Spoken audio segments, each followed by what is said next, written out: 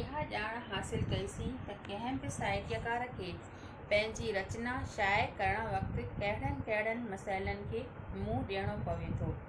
इन सां गॾु पाण इहो बि ॼातोसीं त सिंधी अदीबनि खे इहो सौभाग्य आहे जो हू सिंधी बस्तियुनि में रहनि था ऐं हू की क़दुरु सिंधी समाजी जीवन जे वेझो आहिनि ऐं खेनि इनखे चिटण जो मौक़ो पिणु मिले थो। ज़ाहिर आहे त सिंधी जीवन में कंहिं क़िस्म जो अभाव ज़रूरी आहे त इन मसइले जी थोरी चिटाई कजे। इहो अभाव किन ख़ासि हक़ीक़तुनि जी पैदाइश आहे। पहिरीं हक़ीक़त इहा आहे त सिंधी जीवन पंहिंजी अॻी भूमीअ मां ज़िंदगीअ जी किन ख़ासि क़दरुनि खे खणी टुटी हुई जेके ज़्यादा तौरु जागीरदारी दौर जे वेझो हुआ। सुरमाएदार निज़ाम जे क़दरुनि जे असर खां घणे भाङे दूर हिन ओचिते क़दरुनि जे फ़र्क़ ऐं टुकर कारण सिंधी समाज जो मीज़ान टुटी रहियो आहे, जंहिं करे के मदे ख़ारिजी ख़्याल टुटी ज़रूरु रहिया आहिनि पर उन्हनि जी जॻह ते खोखला क़दर ऐं बनावटी वहिंवार वठी रहिया आहिनि। कंहिं वक़्तु समाज जे नातनि ते ओचिती छिक कारण गिरगिलाइप ऐं नफ़े कारण मसइलनि जा आसार पैदा थींदा रहिया आहिनि। नेक्स्ट, ॿी हक़ीक़त इहा आहे त सिंधी समाजिक जीवन जे टिड़ी पखड़ी वञण करे हिकु इहो बि अहसासु पैदा कयो आहे त छा अहिड़े छुड़वाक ज़िंदगी नएं सिर किथां पाड़ू हणी थर पाए सघंदी या ईंदड़ कुझु सालनि में तितिर बितिर थी वेंदी। ऐं हक़ीक़त इहा बि आहे त जुदा जुदा जातियुनि जे विच में रही मकानी आर्थिक सामाजिक ख़्वाहि सियासी ज़ोर बार हेठि छा सिंधी जाति छड़ोछड़ हालत में पाण खे यकमश्त ऐं कल्चर तौरु निरालो रखे सघंदी या सदी अध खां पोइ पंहिंजे मख़सूस हक़ीक़त विञाए अलॻि अलॻि जातियुनि में जज़ब थी वेंदी। इन खां सवाइ ॿियो मनोवैज्ञानिक स्थितियूं सिंधी जीवन में इहो अभाव माना कमी पैदा कंदियूं रहंदियूं जेसिताईं लोडन लमन बैदि ऐं तमामु घणे जदोजहद खां पोइ सिंधी जाति स्थिर जॻह हासिल करे सघे। नई ज़मीन में पाणू खपी वञनि जेतिरे क़दुरु मुमकिन आहे पंहिंजी ख़सूसियत खे ज़िंदह रखण जो विश्वास हासिल थिए। आम तौरु ख़ासि में इहा दिमाग़ी स्थिरता पैदा थिए जो सिंधी जीवत जे अभाव वारो अहसासु ख़तमु थिए ऐं कला साहित्य जे सिरजण जो सिरचश्मो खुली पवे। हिते स्वभाव हिकु ॿियो सुवालु पैदा थींदो त छा इहो ज़रूरी आहे त सिंधी साहित्यकार सिर्फ़ु सिंधी जीवत खे ई पंहिंजे तख़लीक़ जो बुनियादु बणाए? छा इहो तंग नज़रियो न थींदो?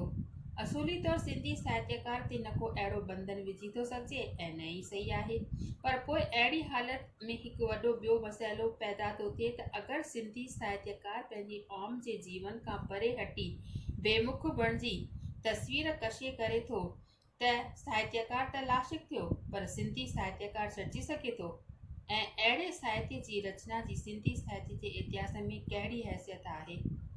ही मूल सुवालु आहे त कंहिं बि साहित्यकार जी रचना में अगरि पंहिंजी क़ौमी ज़िंदगीअ जी ख़सूसियत जी झलक न आहे, पंहिंजे माहौल रवायत ऐं फ़िलसुफ़े जे वहिंवारिक ऐं वैचारिक गैर मौजूदगी आहे त अहिड़ी रचना खे कहिड़ी हैसियत या दर्जो ॾिजे?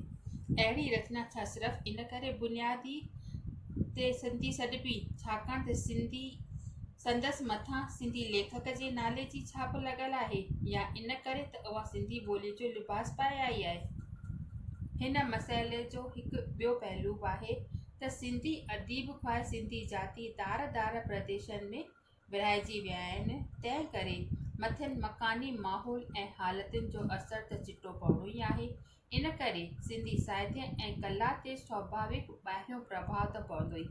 इन हक़ीक़त खां केर बि इनकार नथो करे सघंदे, जंहिं करे तारीख़ जी ॼाण न हूंदी या ज़िंदगीअ जे बदिलजण ऐं परस्पर असर वारे नियम खां अणॼाण हूंदो। मकानी अदीब या कल्चर जो असरु अणटर आहे।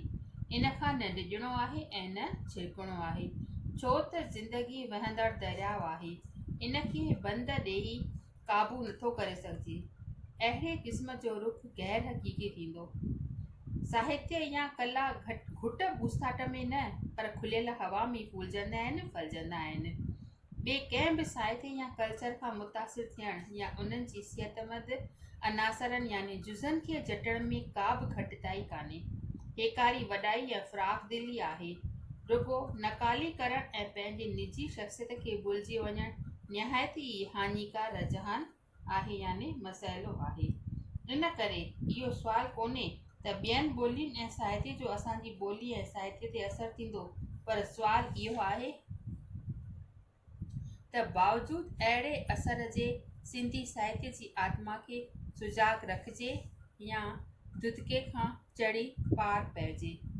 भारत जे अथाह देश में अलॻि अलॻि प्रदेशनि ऐं गूनागू हालतुनि ऐं भिन्न भिन्न माहौलनि जे विच में रही सिंधी कलाकार खे पंहिंजे कल्चर खे क़ाइमु हिकु तरफ़ करणो आहे त ॿिए तरफ़ मकानी कल्चरनि मां उहो अहम मन ख़ासि कुझु झटिणो आहे जो पंहिंजे जीनियस में समाए सघे ऐं सिंधी अदब खे मालदार ऐं शाहूकार बणाए सघे।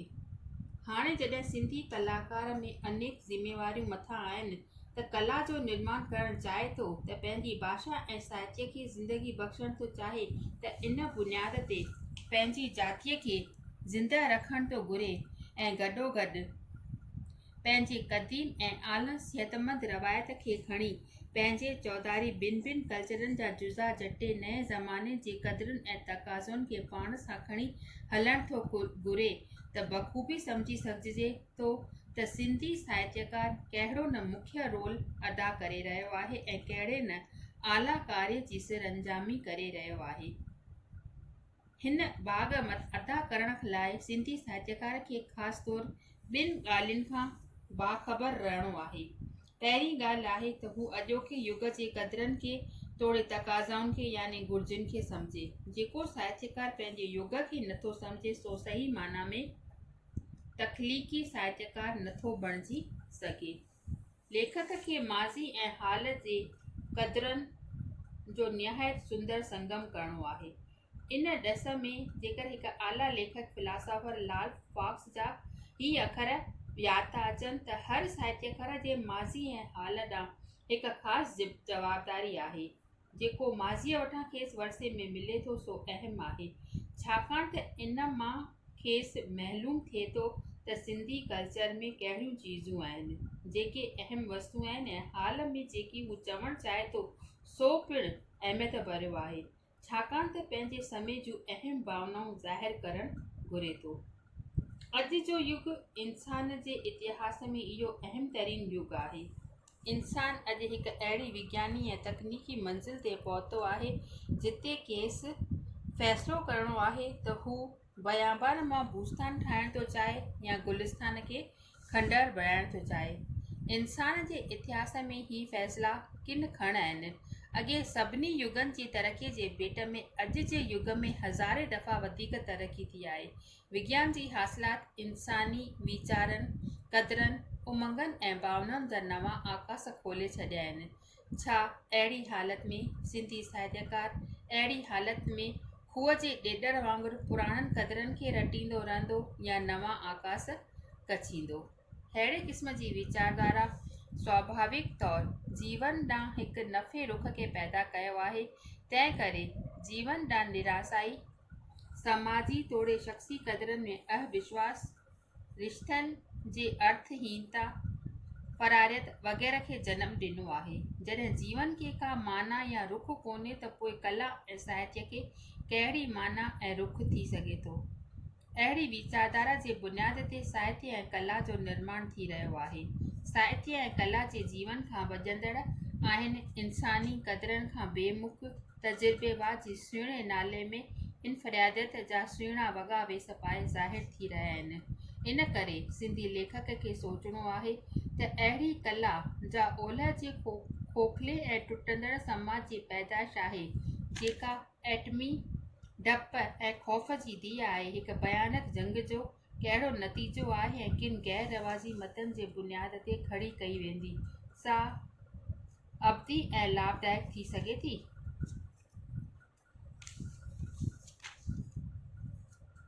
दुनिया जे आला साहित्य जे नक्श क़दमी कंदे सिंधी साहित्यकार खे घणो कुझु ॾेई सघे थो।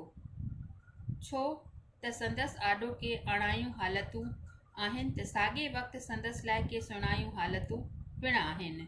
ख़ासि तौरु सिंधी साहित्यकार जो सर्वदेशक नज़रियो मते ख़ासि या तंग वहिंवारनि खां निजात ऐं हिकु कुशादी कर्म खेत्र जी मौजूदगी संदसि कला खे विशाल दृष्टि बख़्शे सघनि था। थी सघे थो त सिंधी लेखक भारत जे ॿियनि भाषाउनि जे भेट में कुझु न्यारो सोचे सघे ऐं ॾेई सघे।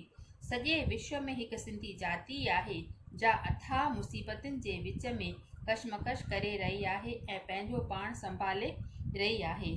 सिंधी साहित्य शायदि विश्व साहित्य खे कुझु अहिड़ो ऐं कुझु ख़ासि ॾेई सघे जो पंहिंजी निजी हैसियत ऐं खुशबू ॾेई सघे।